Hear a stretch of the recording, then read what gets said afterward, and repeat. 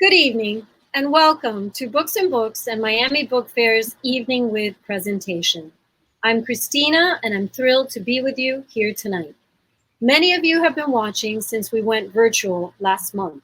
We've joined forces with Miami Book Fair to bring you this series, and we'd like to thank the folks at LitHub and Culture Crusaders for their collaboration too. Mitchell is watching from home and sends his best regards. Everyone at Books and Books and Miami Book Fair are thinking of you and hoping that you and your families are healthy and well. We miss seeing you in person, but we love seeing you here. Tonight, we're celebrating the debut of a wonderful new novel called The Ghosts of Harvard by Francesca Serritella. Francesca is the New York Times bestselling author of a 9-book series of essay collections co-written with her mother, bestselling author Lisa Scottaline. They're based on Chick Wit, their Sunday column in the Philadelphia Inquirer. Francesca graduated cum laude from Harvard University, where she won multiple awards for her fiction, including the Thomas T. Hoops Prize. Jodi Picoult says, "Every time I thought I knew where Ghosts of Harvard was heading, I turned out to be wrong. Part mystery, part ghost story, part psychological thriller, this novel is all entertainment." Harlan Coben says, "Francesca Serritella is my new go-to author. Wow, what a lively, compelling, and intoxicating debut." The book is set at Harvard University, where a Harvard freshman is obsessed with the suicide of her schizophrenic brother. Then she starts hearing voices. Does she share her brother's illness, or is she tapping into something else? We're going to find out more tonight. For our discussion this evening, Francesca is joined by her mother, Lisa Scottaline, who really doesn't need much of an introduction. For those who don't know, Lisa is a New York Times best-selling and Edgar Award-winning author of 32 novels. She has 30 million copies of her book in print in the US and has been published in 35 countries. And you can find all of her books at Books and Books. I was chatting with Francesca and Lisa earlier today, and they were telling me stories about shopping at our Miami Beach store. Both of them are longtime customers who have a deep appreciation for independent bookstores. I'll take this time to remind you that you can order Francesca's new novel by clicking on the button on the bottom of the screen below. Every order is helping us to keep us in business. So thank you. And now, without further ado, let's give a warm welcome to Francesca Serritella and Lisa Scottaline.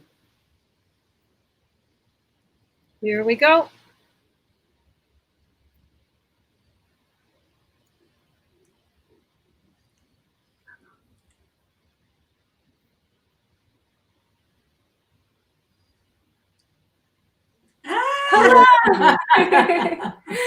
It worked.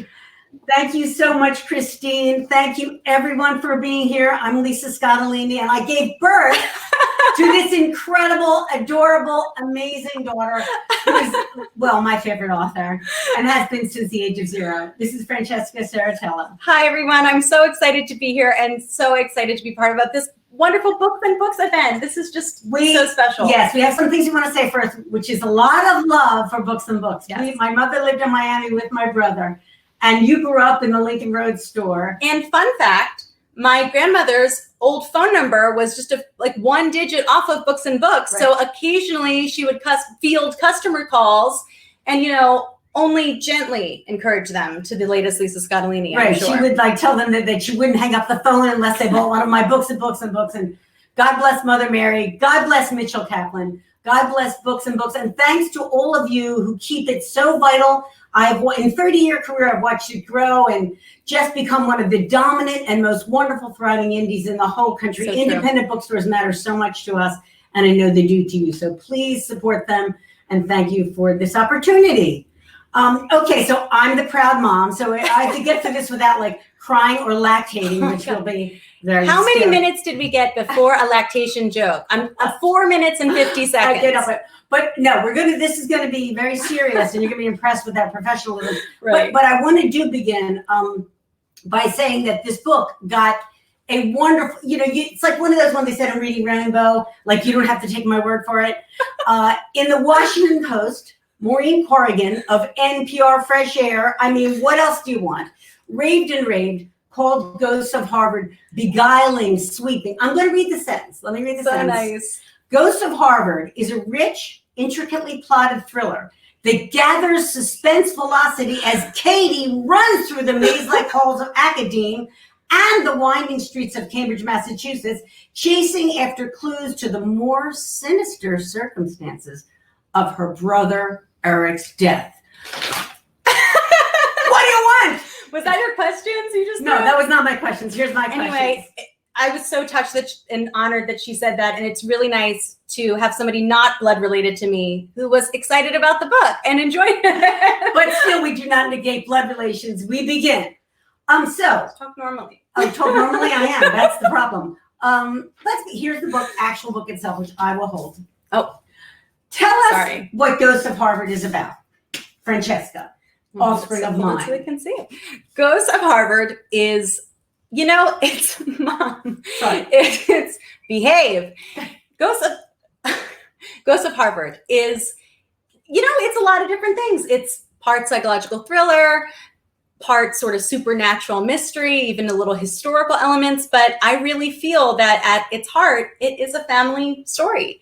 It follows the story of a sister, Cadence Archer, who is really struggling in the aftermath of her older brother Eric's suicide. She adored him, she worshiped him, she looked up to him and wanted to be just like him.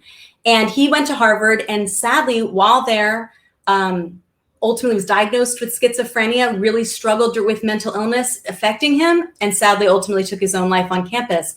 And she's really struggling with what do you do when your hero makes a choice that you can't possibly understand?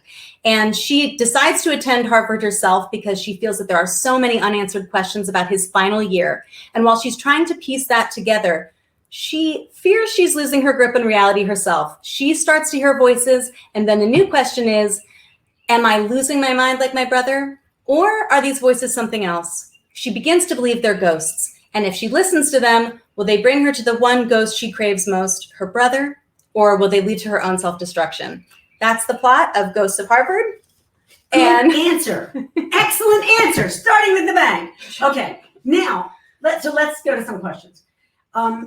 Really central to this this novel is Katie's relationship to her older brother, Eric, who has schizophrenia.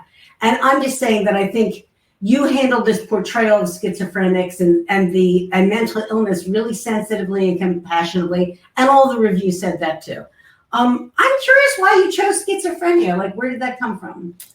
Well, first, thank you for saying that you felt and other people felt that it was handled sensitively. That was extremely important to me because I feel that schizophrenia especially is so sensationalized, misunderstood, and like so many mental illnesses, stigmatized in a way that is just hurting everyone. And I really didn't want to do that. I wanted to show an honest but compassionate perspective. And part of that's, he's not defined in this book by his diagnosis, right, nor is he defined by his final moments, which is another thing I think happens to victims of suicide.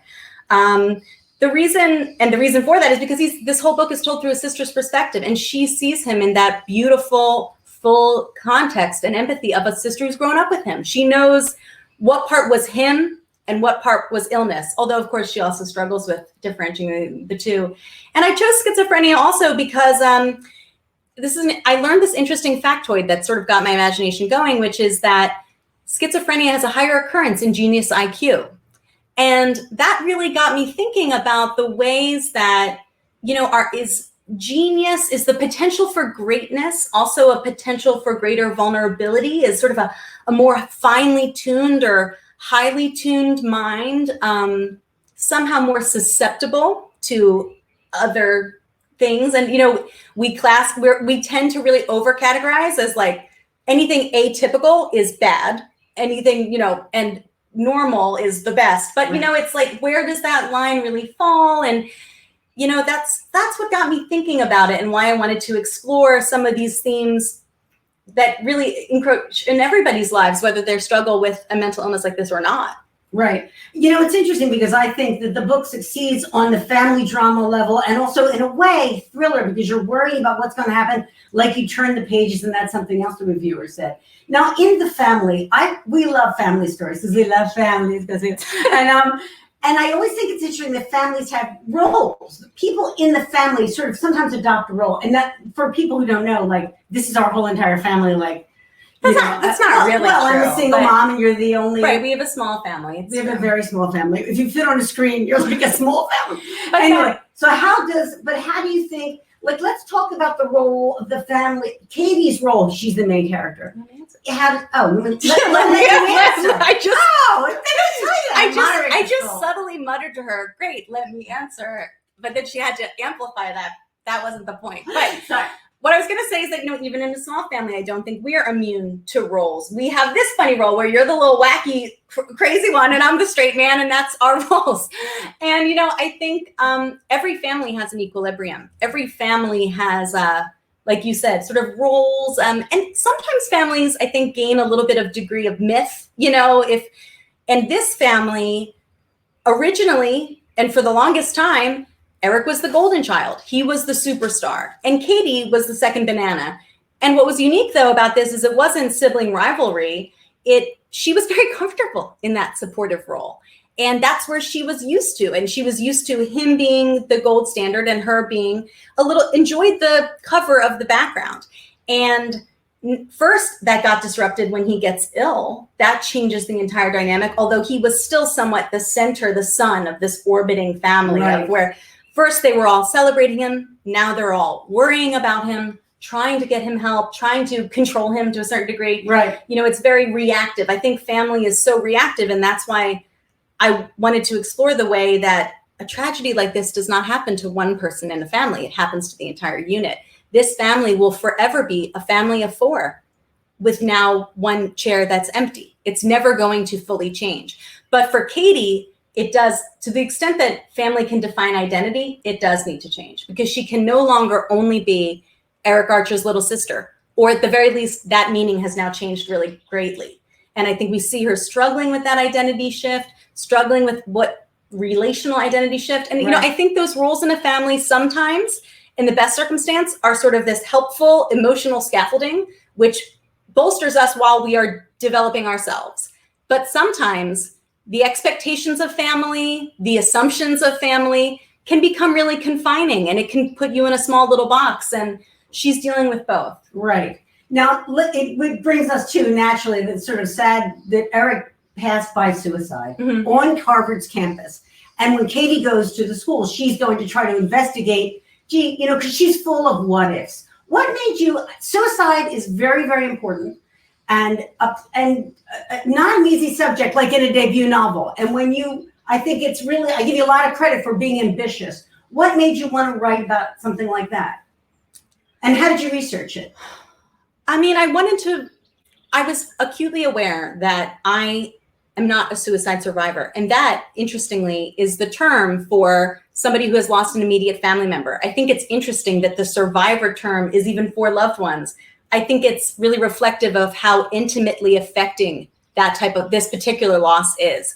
So I was really acutely aware that I had not experienced this in my immediate family. And I was imbued with this extra motivation to make sure that I got it right for people, because I know this is incredibly common and sadly very common among young people. And I think it's something as a whole country we're really struggling with. I think a lot of part of that struggle is the stigma and shame that unfairly surrounds this type of loss and can isolate that family. Nothing helps community grief more than community. And sometimes with a suicide, because people think they're respecting privacy, they keep their distance, and that's really sad. What was interesting about this was I've been asked, did you interview families who had lost somebody to suicide? And I made a choice early on to never do that. I don't think I'm entitled to that. I don't think I am entitled to somebody's real life serious grief that way for the sake of a novel, no matter how seriously I take it. It's just a made up story.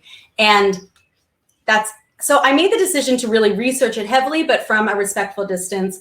I read countless articles.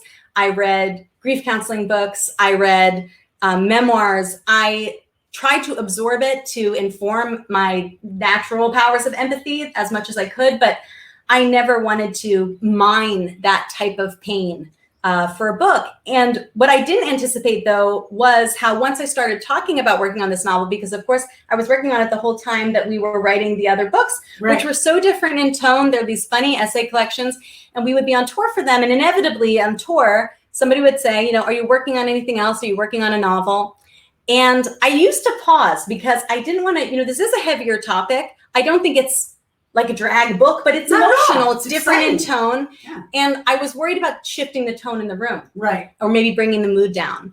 And every time I learned quickly, I didn't need to worry about that because the mood didn't move down. It moved closer.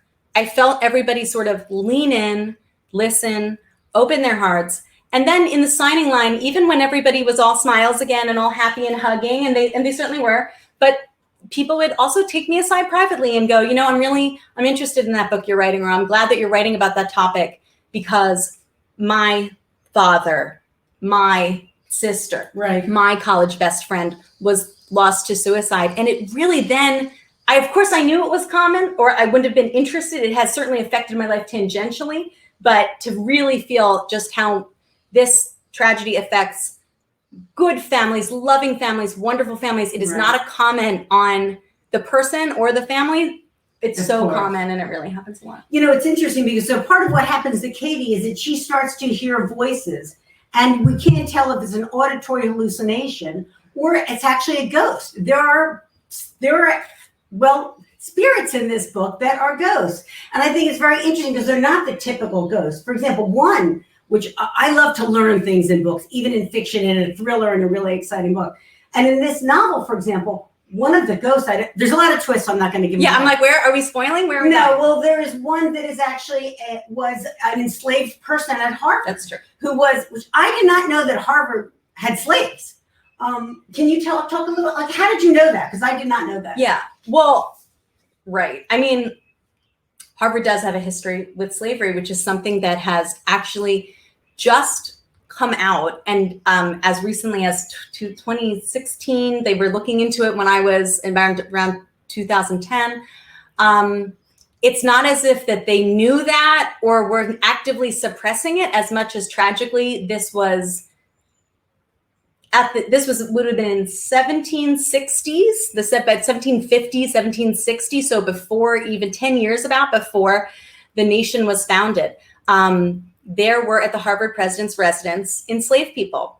And sadly, there was so little credit and due given to those people's lives in every capacity that there were no records kept. So for years, that was able to be, for centuries, it was able to be sort of gently erased from the progressive, what we think, everything we think about Harvard as being the center of progress and American idealism.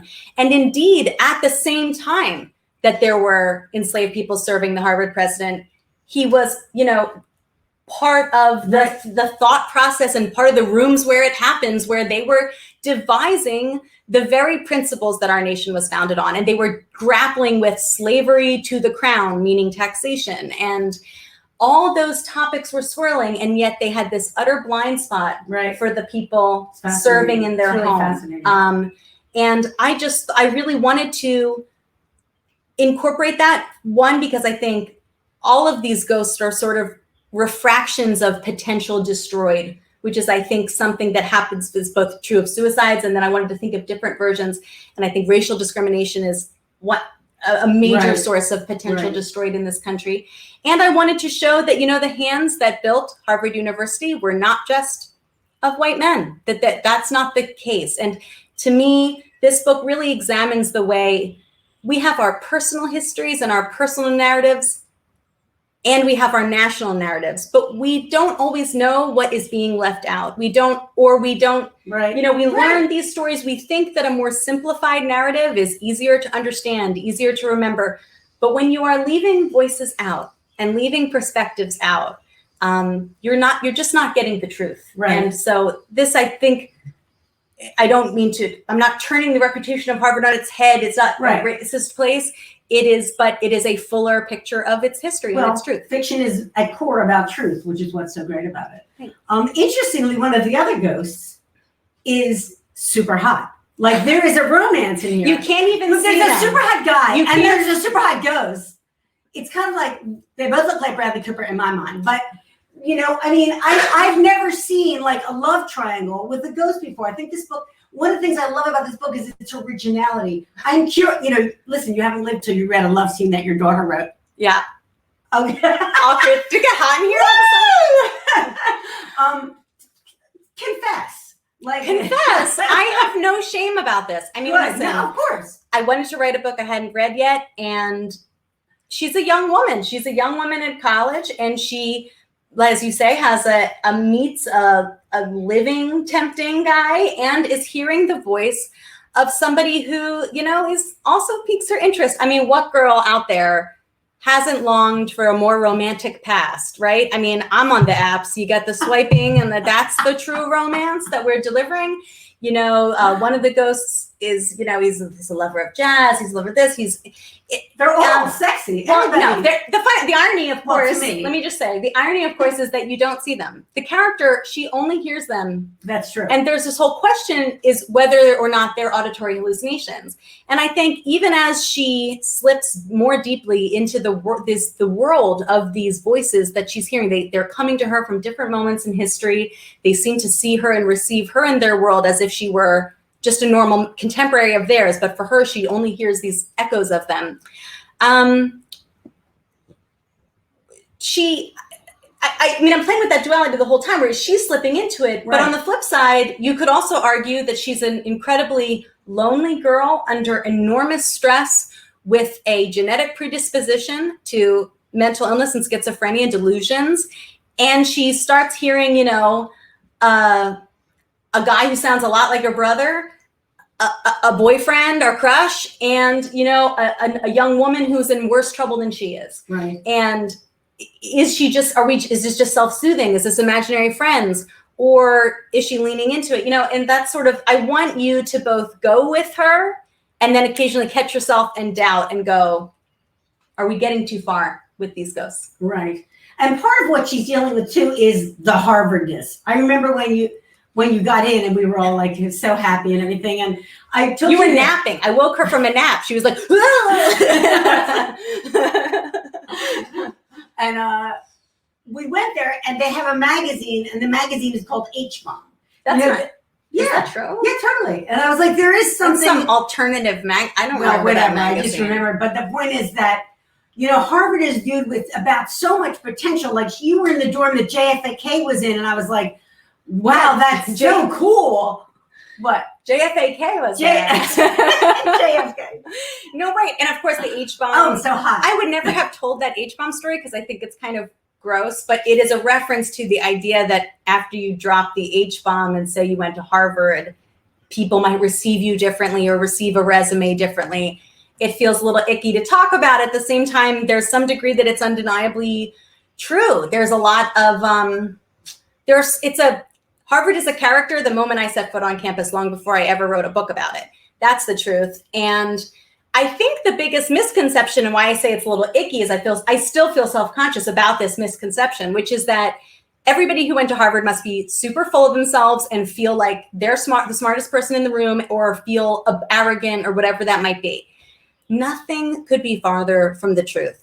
It is the most humbling place, which is really what this book is about, in the sense that it's a place where geniuses, and I'm not saying I'm a genius, but geniuses go to feel dumb, right? Because it's, you know, they have a little joke where I think every nervous freshman gets on there and every single one is like, holy crap, how did I get here? How am I possibly going to be worthy of this?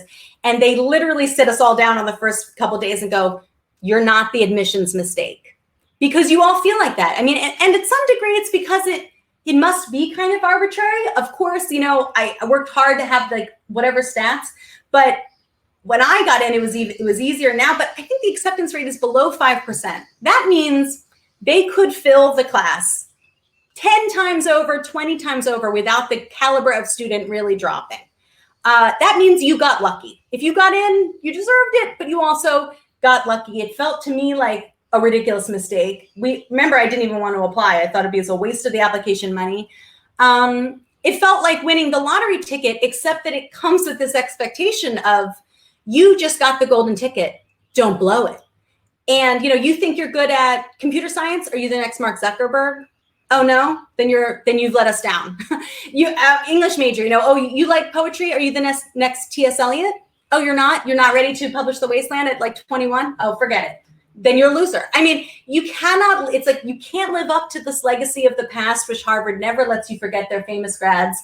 And you have all this pressure on your future. And I think young people especially already feel like every choice is so consequential. Like, if I don't get into that college, my whole life is ruined. If I don't get into that law school, my whole life is ruined. It's this real place where time closes in on you, and it's a real pressure cooker. And that figures into the book. Absolutely. Because it affects Katie and her brother as well. I mean, they're both, and also history. It's interesting because I love, look, you're a smart audience, and I think fiction nowadays, we are all writing better, even in the context of a really exciting book. I love learning something. And I think this book is sort of steeped in history, the history of Harvard, which also happens to be the history of the country. When you were there, I mean, you use that in this book so well. I think setting really matters because it grounds characters and makes the book work and makes you feel close to them. Did you feel the weight of that history? Because I thought it was really effective. When I was there? Yes. As a student? Yeah.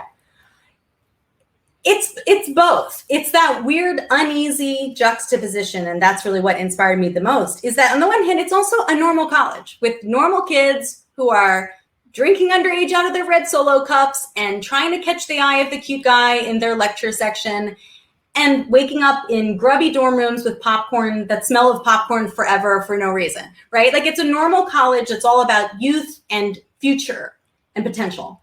And then at the same time, for any place that is founded in 1636, where everything is old and not just steeped in history, but honestly steeped in death. So many buildings are memorials. The Widener Library, what is the plaque right on the front, explains that Widener drowned in the sinking of the Titanic. There's a colonial cemetery right across the street. In this book, I have, reference a lot of the epitaphs on the tombstones. Not a single one was fictionalized by me. I went there and I looked at them. And indeed, there are tombstones just a stone's throw outside of Harvard Yard, where all the freshmen live, that say, "Young friends, prepare for sudden death." I mean, there's the memorial church honoring the war dead. I mean, it's very, many of the memorials are beautiful, but almost all of them are memorials. And it sort of brings this message home of, you're young, but you are not timeless, and death is inevitable. The only path to immortality is success. And that's like a staggering pressure on your average 19-year-old. That's very hard to shake off. Yeah, if I can, because there's a great sentence in here. It says, for her, Harvard wasn't a college, it was a haunted house, and today she was moving in. That's really more her compelling. personal history. I mean, Right. It's where her personal history is unique, Right. but yet her personal history and her personal tragedy and connection to Harvard is only amplified by the rest of the school. Let's turn for a minute, since we're getting near the end, to the writing process. Now, you and I have written nonfiction Right. together that, as you say, is really funny and jokey and talks We about have. bras and, well, mostly bras. How was it different to, then you switched gears, and you worked on it so long and so hard, and for a long time she wouldn't let me read it. Sure. And I was so excited when I finally did read it. It's dedicated to me. Anyway, keep that a secret. What's the difference in writing nonfiction that's humor and fiction that's so dramatic and compelling and moving? It's quite a transition. Yeah, I mean, on the one hand, they're like completely different animals, Right. But the skills are honed in each for the other. I think sometimes I really focus on the difference of length. This book is quite beefy. It's not slow. I worked incredibly hard to make it move fast, but it's a thickie. And the columns are frequently between 800 and 1,200 words.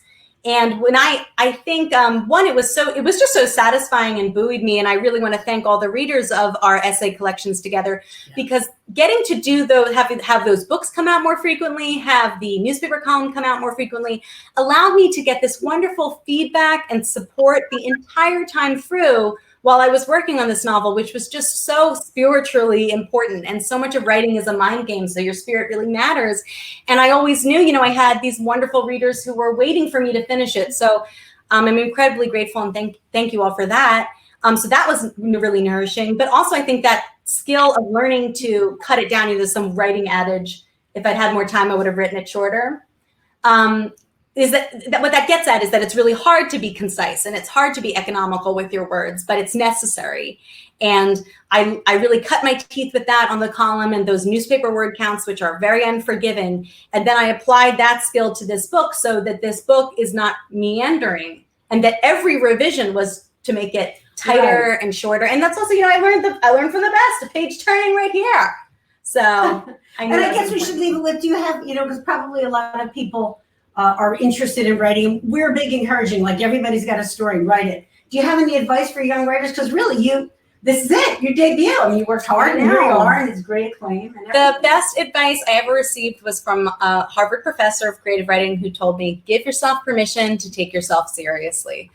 I think what that really gets at is there are so many things in life where you don't get to do the big project until you get tapped for the job. Somebody else chooses you and goes, I want to assign you to this. With fiction, when you're starting out, you get to assign it to yourself. And the real challenge is that you have to be your own validation feedback loop. And you have to be that, you give yourself the permission. You say, you're good enough to write this. Because so many people, I think, have a wonderful idea in their minds and they get started with it, but then when the going gets tough or they're struggling, they think, well, I must be struggling because I'm not good enough at this and I should just stop. This is embarrassing to me.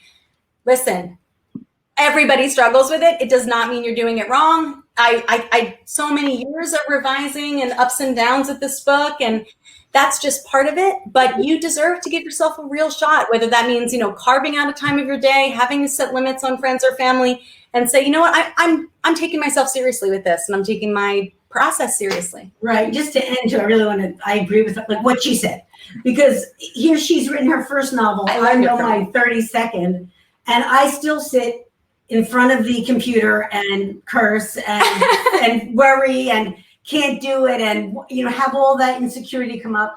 Writing is not easy, but I think there's so many people we all tell great stories. After this, somebody go, how was the chat? You'll tell a story. How was your day? I feel like the hair was so frizzy. Oh my God. That's what they'll say. So, I just really want to encourage people too. I think it's the more voices, the better.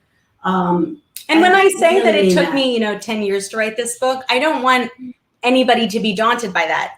If I had been more confident, more free, maybe it would have taken me less time. I don't know how much of that time was writing time versus, let that encourage you that if your project is taking you longer than you thought, it doesn't mean you're failing at it. It just means it's taking longer. And likewise, that it's right. It's just so, yeah. It takes what it takes. Exactly. Well, thank you, Francesca. This is actually, I don't know a lot of this stuff, so this is sort of really, really fun for me. So. Okay, so we have some questions from the audience. Here's the one that has a lot of votes. What made you select the ghosts for your story, and how much research did you have to do in order to bring them into the story? That's such a good question. Thank you for asking it. Like I said, at the outset, I knew that because I felt that the loss of suicide is really this tragic loss of potential, and really gets at the duality of potential, that potential for greatness, for success in the context of mental illness, potential to get better, but also it can have a darker side of where what should be a launch pad can feel like a precipice, the potential to get worse, to suffer, it has the potential to inherit a mental illness. I wanted to examine these times of potential cut short. And I started thinking, without giving too much away, about war, about history, other times in history where potential has been cut short. And I thought about wartime, and I thought about discrimination and slavery. Now, the interesting thing, actually, I should correct myself. I did not think of slavery at the outset because, like I told you, that history was really not discoverable anywhere when I started writing the book.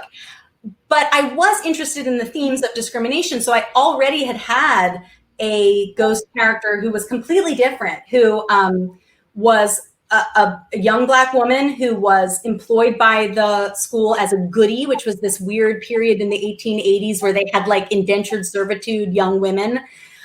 That was odd. And I had done all this research into that history. I sold the book with that character in it.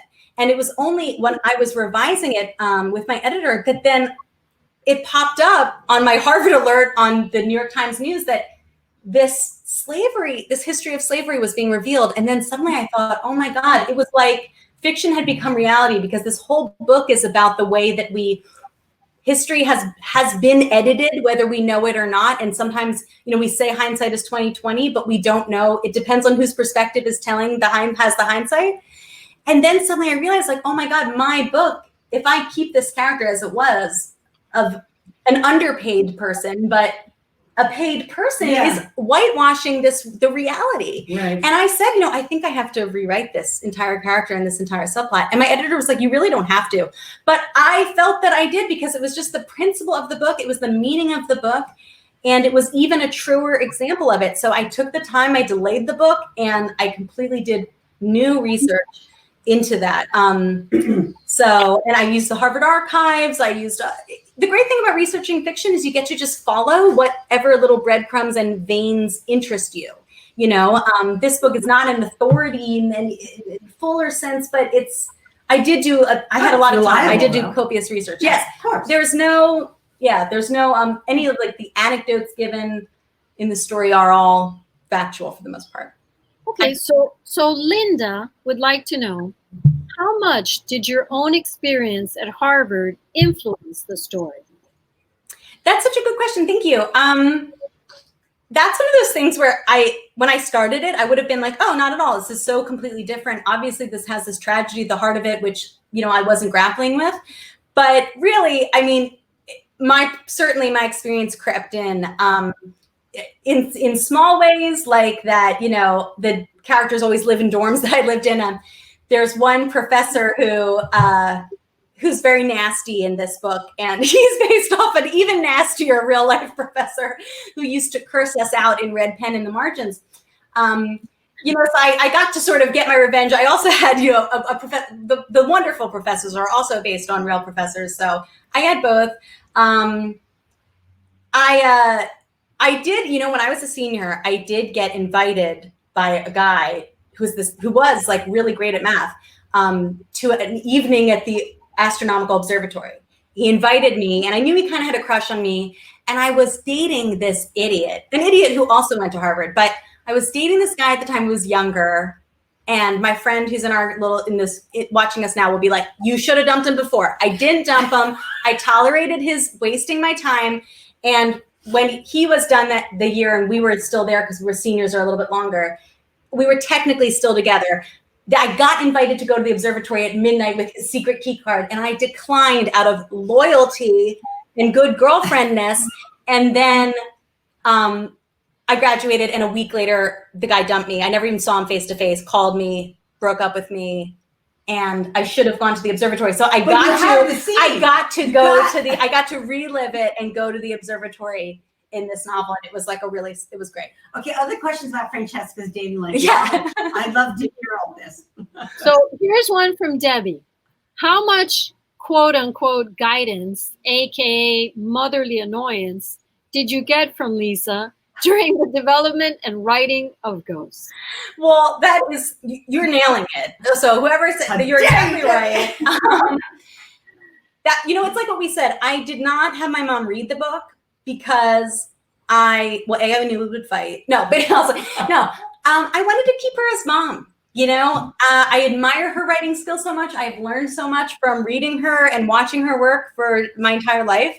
But you only get one mom, and you can get plenty of critics. And when you're giving, you have to be a little protective when you're all vulnerable and unpublished, and, it's easy to get your confidence knocked. So I wanted to have that soft mom cheerleader character in my life, so that when I called her, we talked constantly about the book, about writing the book, emotionally, that kind of stuff, but we did not talk about, I didn't have you read it because I wanted to be able to call you late at night and go, oh, Mom, I think I'm the worst writer in the world. And she would say, no, honey, you're wonderful. Not, no, but chapter 4 really lags. Like, I didn't need that. So I wanted to just keep it nice and soft. And I was fine with that because honestly, I wanted that dedication, man. And I did not want to jeopardize my dedication. So when she was home, I would bring snacks. That's what moms do. Try to get her to get good sleep. You didn't even have any competition. It was in the bag. I brought you snacks. The dedication was in the bag. Take nothing for granted. So Becky would like to know, how have you been surviving the quarantine? Have you been inspired to write, or do you find it hard to create? That's such a good question.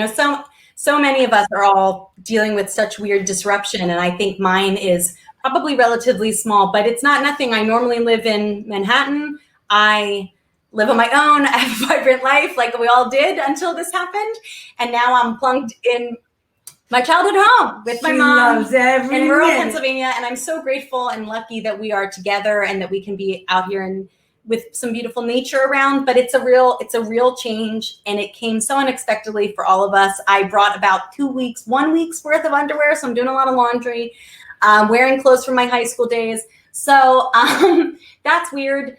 It's been so exciting to be doing this virtual launch for this book, and I've been actually so pleasantly surprised, and it's really thanks to readers and potential readers like you guys for making it so special that it has felt surprisingly connected, even though we are all in this social isolation. And I'm just so grateful for that. I'll tell you, I haven't been getting that much writing done. I am working on the next book. Don't worry. I'm working on it. It's contracted. It's happening. It's not a sequel to Ghosts, but if you enjoyed Ghosts, I know you're going to love this one. And I'm hoping to try and find my quarantine mental zen so that I can get back to that creative power. But I think to everybody out there, if you're not working at your full capacity, firing on all cylinders, be kind to yourself. This is a time where we're all going through really hard challenges and have just a background noise of so much difficulty and strife that just be compassionate to yourself and to others. Right. Agree. We know how lucky we are to have each other. And something like this really reminds us. It's so great to see these little, people weighing in, and that you did this, Christine, and Books and Books. You guys have done so much for Miami, and we really believe that books bring people together. And we think they heal too. Yeah. So this is really a hard time for so many people, and we really appreciate you having us on to talk about Ghosts. Thanks so much to you. So let's take one more. Someone is curious about what your routine is, Francesca. Do you want to tell us a little bit about that? The writing routine. Yeah, I can give shout out to this one, that one of the best, most important skills to my writing process that I learned from my mom was to write with a word count goal. That has just been so key to, like I said, the mind games that you have to play with yourself in order to really free yourself to be as creative and productive as possible. And for me, word count goals are so important to have this sort of empirical, objective measure of your productivity that day, rather than a more emotional one. Because if you're like me, at the end of every day, if it was just the question is, was I a good enough writer that day? Was I good enough today? That's a hard one to feel, or that's really what it is it's susceptible to so much else. So much of this book is about how our perception is impacted by so many things that are in our, in reality dimension, in an emotional dimension, in every kind of dimension. So that's so malleable and it's so vulnerable. But whether did I hit 500 words today or not? That's simple. And you can really adjust it to whatever pace you're working at the time. My mom, she's a pro. She works at an incredible clip, like 2,000 words a day. I don't know if not ever, but I could not regularly do that. I regularly worked at 1,000 words a day. And if it's the beginning of a book or the beginning of an idea, 500 words a day. If you write 300 words a day, that's one page. That might seem like nothing, but believe me, by the time a year's out, you'll have a whole novel. And it's all that, sort of get it down, get it good kind of thing. So that's my writing secret. And my restaurant process is, I'm again, to quote that old professor, he always told me, be blue collar about it. He said, punch your time card. And I think what he was getting at was to not give in to this romantic notion that creative work should be happening when the muse, inspires you, and you'll just be like rush of words all through the night. Like that, if that happens, chase it, love it, live it, go with God. But a lot of times creativity is a discipline, and it's a practice, and it's a job. And I learned that from you, seeing your perseverance and your workmanship with it, like that's just what it takes. And I actually think it's empowering, because it means it's not some mystical thing for the exclusive few. It's a craft that you can get better at, and you just have to keep working at it. So I work on normal hours. I, knock off at night and, hang out, always at home, always working home, always with my dog, always with snacks. He's snoring now. I listen to music, but you are your TV queen. You always have the TV on. Do you want to show him the dog before we go?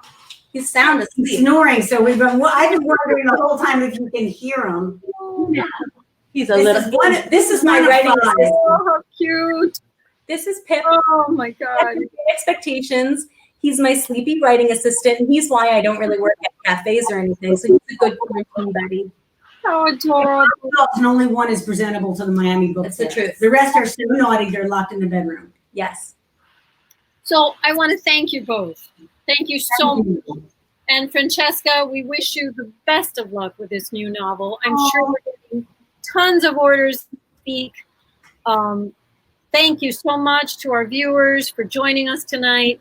We have many more virtual events coming up, so please follow us on social media, sign up for our email blast. Don't miss out on anything, and we look forward to seeing you. Books and books. And thanks to Nicole and the gang. Yes, thank you so much. And thank you to everybody for joining us. Have a great evening. Stay safe. Good night. Thank you. Thank you.